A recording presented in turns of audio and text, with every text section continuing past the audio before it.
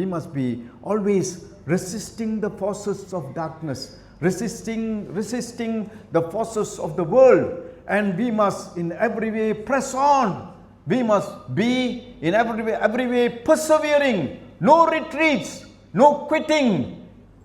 மற்ற கேம்ஸ்லாம் நீங்கள் குவிட் பண்ணலாம், இதில் விளாடல அதில் விளாடல, இது வேணாம் அது வேணாம் அப்படின்னு நீங்கள் சூஸ் பண்ணலாம். ஆனால் ஆண்டவருடைய கேமில் நீங்கள் குவிட் பண்ண முடியாது. Once you have come to know the Lord, this is the greatest privilege that God has given to you, and you can you should never ever retreat. It's always moving forward.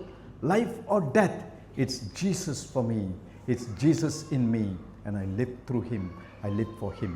அந்த அடிப்படையில் நம்ம செல்லக்கூடியவர்களாக இருக்க வேண்டும். ரெண்டாவதாக நீங்கள் பார்த்தீங்கன்னாக்கா இந்த செக்ஷனில் ரெண்டாவதாக you must be an athlete. An athlete cannot turn to the right or to the left. He must be in every way running with perseverance, running according to the rules, and he must have one aim, to win. இல்லைங்களா? இந்த விளையாட்டு விளையாடுறாங்களே, சும்மாவா போய் விளையாடுவாங்க? சும்மா விளையாண்டா கூட ஒரு நோக்கத்தோடு தான் விளையாடுவாங்க இல்லைங்களா?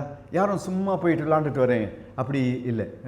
ஒரு சும்மா ஃப்ரெண்ட்லி கேம் விளையாண்டா கூட, சும்மா நம்ம ஒரு பிக்கல் பால் விளாடுறோம், இல்லாட்டினாக்கா ஒரு ஃபுட்பால் விளாடுறோம், ஏதாச்சும் ஒரு விளையாட்டு, badminton, everything. we want to win, we have that aim. ஆண்டவரோட காரியங்களில் we must win, we must always be the winners, and that is what Paul is telling here. You must run so that you can receive the crown.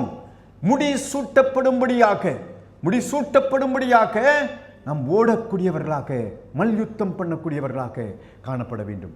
அப்போது அப்படிப்பட்ட ஒரு ஓட்ட பந்தயத்தில் தான் நாம் ஈடுபடுகிறோம்.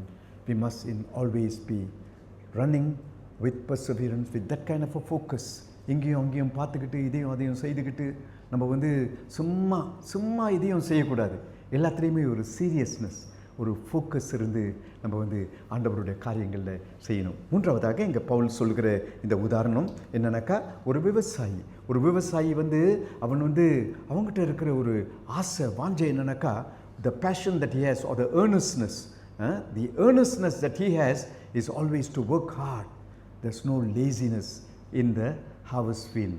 எப்போதும் உழைப்பு. You are always working hard, and you must see to it that you attain the harvest. ஒரு அறுவடை காலம் காண வேண்டும்.